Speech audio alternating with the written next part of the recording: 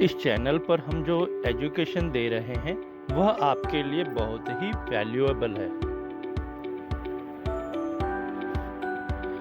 Other channel इस business के बारे में सिर्फ नॉलेज दे रहे हैं, ना कि एजुकेशन।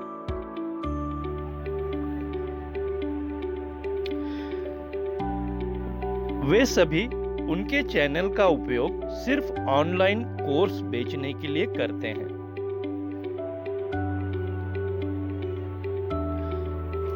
इसी वजह से हमने इस चैनल को आप सभी के लिए बनाया है, जिससे आप एजुकेशन को प्राप्त कर सकें और इस इंडस्ट्री के विजेता बन सकें।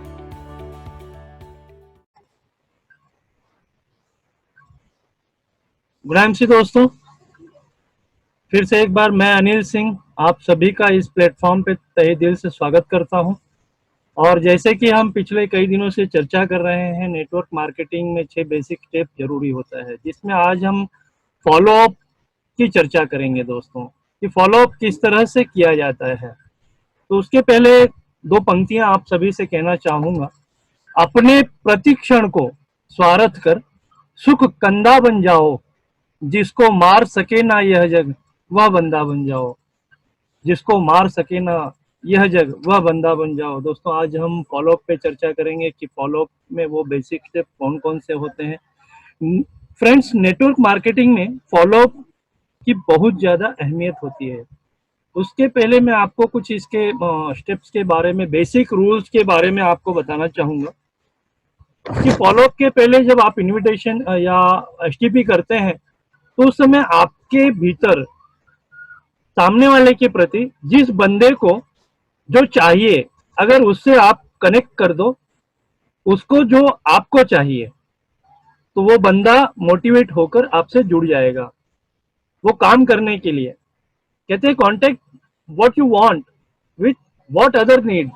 जो सामने वाले की नीड है, अगर आपका लक्ष्य उसकी नीड के साथ जुड़ जाता है, तो सामने वाला बंदा आपके साथ जुड़कर काम करता है।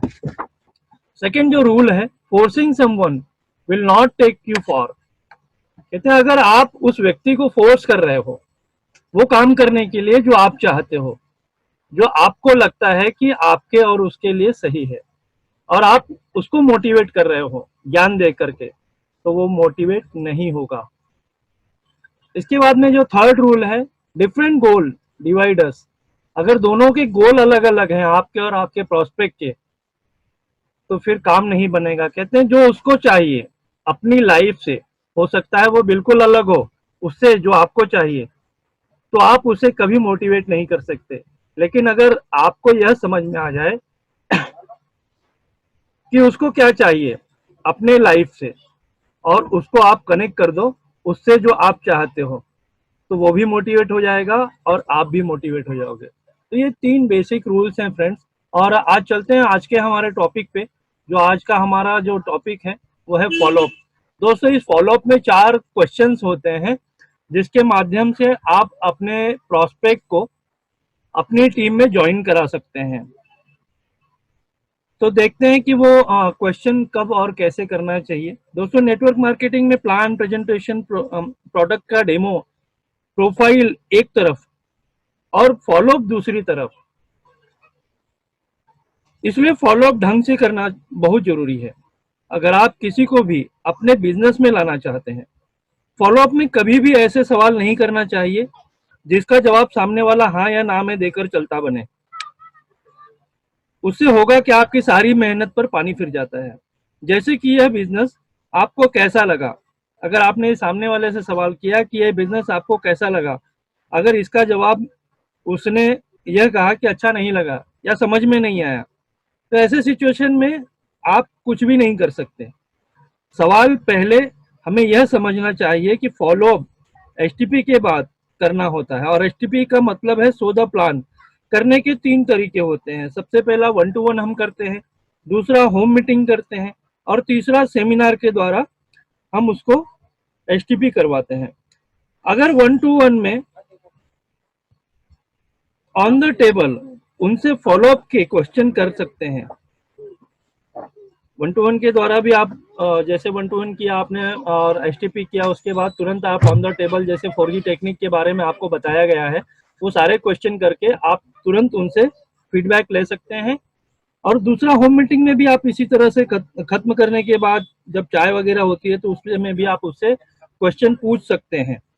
तीसरा, सेमिनार खत्म होने के बाद भी आप उनसे पूछ सकते हैं। फॉलोअप में 4 प्रकार के सवाल पूछे जाने चाहिए। तो आज हम उसी 4 प्रकार के सवालों की तरफ है। सबसे पहला सवाल है, सबसे अच्छा क्या लगा इस बिजनेस में? सबसे अच्छी बात आपको क्या लगी? मतलब यह कि इस बिजनेस में सबसे अच्छी बात आपको क्या लगी, इसमें आप अपना एक्सपीरियंस भी बता सकते हैं दोस्तों। इस सवाल के बाद आप अपना एक्सपीरियंस बता सकते हैं कि इस बिजनेस में मैं जब आया था तो मुझे इसमें पार्ट टाइम अच्छा लगा था, कि मैं अपना काम करते करते पार्ट टाइम इस बिजनेस को कर सकता हूँ।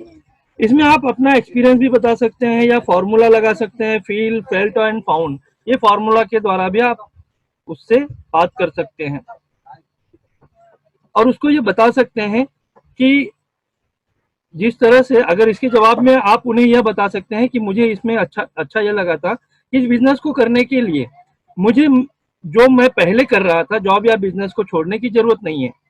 यानी कि जो भी काम मैं कर रहा हूं उसको करते करते पार्ट टाइम में इस बिजनेस को शुरू कर सकता हूं।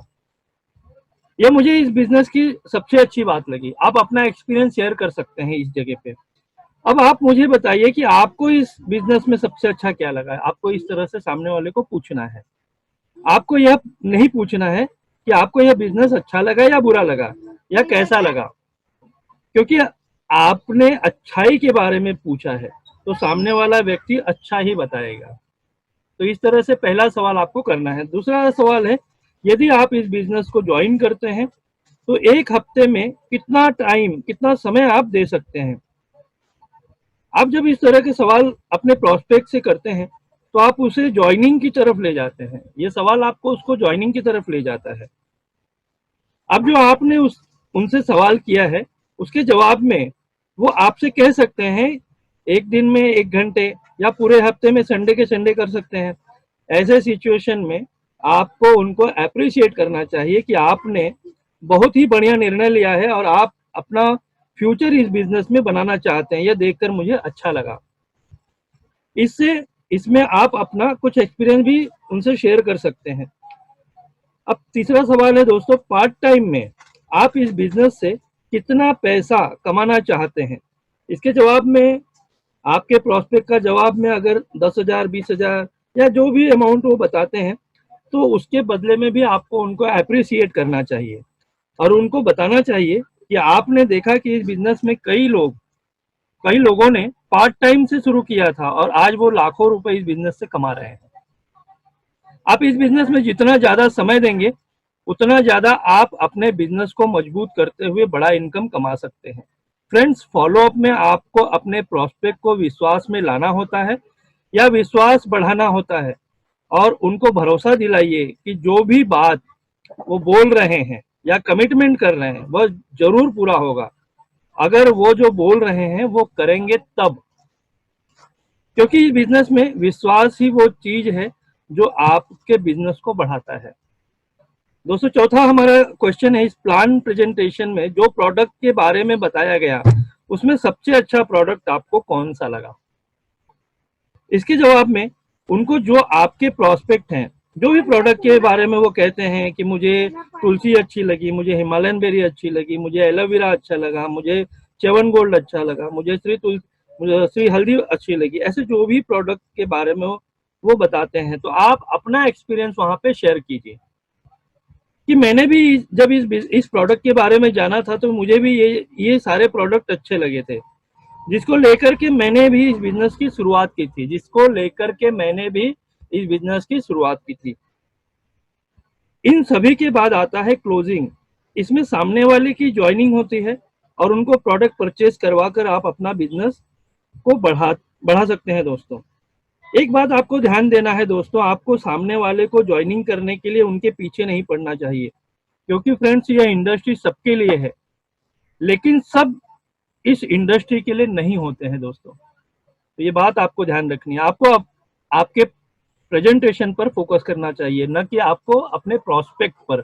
हमेशा अक्सर हम देखते हैं कि सामने वाला व्यक्ति कैसा है उस तरह से आप अपने प्लान को चेंज करते हैं। आपका प्लान सिंपल होना चाहिए, जो उसको समझ में आ सके कि ये सारी चीजें इस इंडस्ट्री से मिलती हैं।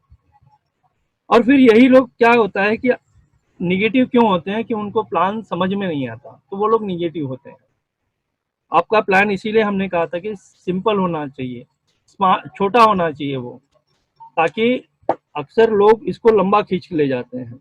और इस के बाद में जब फ्रेंड्स ऑब्जेक्शन को कैसे हैंडल करना है, ये भी आपको देखना चाहिए। अब सपोज मान लीजिए कि वो आपको प्रेजेंटेशन के बाद प्रोस्पेक्ट से जब आप क्वेश्चन पूछते हैं और वो कहता है कि मुझे कुछ समय दीजिए, मैं सोच कर बताता हूँ, तो इसके बहुत सारे मतलब होते हैं। ऐसे समय में आप क्या करेंगे?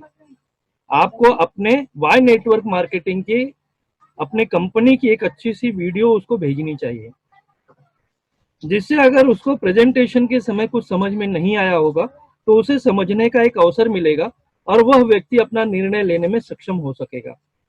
अब आपको उनको 24 से 48 घंटे के बीच फॉलोअप के स्टेप को पूरा करना चाहिए। फॉलोअप के समय जब कोई आपको मना करता है तो उसकी बहुत सी वजह होती है। जैसे हो सकता है वो व्यक्ति इम्प्रेस तो हो गया है और उसने अपने किसी करीबी से नेटवर्क मार्केटिंग के बारे में पूछा और उसने निगेटिव बात की, जो कि इसके बारे में नहीं जानता, जिसकी बातों में आकर आपका प्रोस्पेक्ट ने आपको मना कर दिया। दोस्तों, फॉलोअप हमेशा मिलकर करना चाहिए, न कि फोन पर। अक्सर हमने देखा है लोग फोन पर ही फॉलोअप लेना शुरू कर देते हैं। अब मान लीजिए कि जिस भी व्यक्ति ने आपको मना कर दिया, फिर भी आपको उनसे रिलेशन बनाकर रखना चाहिए। अगर उसने मना कर दिया इसका मतलब ये नहीं कि वो बिजनेस आगे भी नहीं करेगा। अब इसका फायदा क्या होता है दोस्तों? कुछ दिनों के बाद वह आपके कुछ प्रोडक्ट की हो सकता है मांग करे और उसको प्रोडक्ट पसंद आने के बाद वो धीरे धीरे आपके बिजनेस में आ सकता है। इस तरह ये आप रिलेशन के मेंटेन करने के बाद कर सकते हैं। इस बिजनेस की सबसे महत्वपूर्ण बात, जब तक आप पूरी तरह से एजुकेट नहीं होते तब तक आपको अपने अपलाइन की मदद लेते रहना चाहिए। एक बात और जो आप सभी को दिमाग में बिठा लेना होगा कि आप एक नेटवर्कर हो जो कि प्रॉब्लम सॉल्वर होता है। नेटवर्कर एक प्रॉब्लम सॉल्वर होता है जो सामने वाले की समस्याओं का हल करता है। तो ये आपको ध्यान रखना है। अगर आपने फ्रेंड्स यह सीख लिया तो आपको आगे बढ़ने से कोई नहीं रोक सकता। अब सबसे महत्वपूर्ण बात कि प्रॉब्लम सॉल्व तो आप करना चाहते हैं, तो पहले उनको सुन तो लो, जिसने आपको जिससे आपको पता चल सके कि सही में प्रॉब्लम है क्या। जब तक इस बात का पता न चले तब तक आप कैसे करेंगे? इसलिए दोस्तों, फॉलोअप करते समय उनको ठीक से सुनो और यह समझो कि समस्या क्या है और फिर उन्हें उससे बाहर निकलने का रास्ता बताना चाहिए। और यह भरोसा दिलाना चाहिए कि इस पूरी प्रक्रिया में आप और मैं हमेशा साथ मिलकर इसको पूरा करेंगे। इस बिजनेस में हम कुछ बेचते नहीं हैं, हम लोगों की समस्या को सुलझाते हैं। ये आपको हमेशा ध्यान रखना है। हो सकता है उसको पैसे की जरूरत हो तो उनको पैसा दिखाइए इस बिजनेस में, क्योंकि नेटवर्क मार्केटिंग में सारी चीजें मिलती हैं। किसी को समय नहीं मिलता अपने परिवार को देने के लिए, तो उनको टाइम फ्रीडम के बारे में बताओ इस बिजनेस में। किसी को घूमने फिरने का शौक है तो उनको बताइए इस बिजनेस से वो कैसे प्राप्त कर सकते हैं। अक्सर कई लोगों को हम देखते हैं कि जो पूरी मेहनत करते हैं मगर उनको कोई मान सम्मान नहीं मिलता, तो उनको बताइए कि इस बिजनेस में कैसे मान सम्मान मिलता है। मेरे कहने का मतलब है फ्रेंड्स, जैसी बीमारी वैसी दवा, जैसे सामने वाले की बीमारी वैसी आपकी दवा होनी चाहिए। इसलिए वही बताओ जो उनको चाहिए। यहीं पर सभी गलती कर बैठते हैं कि लंबी चौड़ी बातें एक ही मीटिंग में उनको सारी बातें बताने लग जाते हैं। इनकम प्लान, वर्ल्ड टूर, मान सम्मान, बड़ा पैसा, बड़ी गाड़ी, सब एक ही दिन में। और जब तक पूरा ना बता दे तब तक दोस्तों वो छोड़ते भी नहीं है उनको, और वहीं पे वो बंदा डिस्कनेक्ट हो जाता है। वो बोलता है कि अब अगर मैंने इनको कुछ सवाल पूछा तो फिर ये 1.5-2 घंटा और लगाएंगे, तो इसलिए बंदा वो वहीं पर डिस्कनेक्ट हो जाता है और वो भागने के चक्कर में रहता है। तो ये दोस्तों, ये वो इम्पोर्टेंट टिप्स हैं जो जिसके बल पे आपको फॉलो प्रॉपर ढंग से होता है और व्यक्ति अपनी ज्वाइनिंग करता है। तो ये दोस्तों इस तरह से आपका फॉलो करता है। उम्मीद करता हूँ आप सभी को ये चीज़ें समझ में आई होंगी।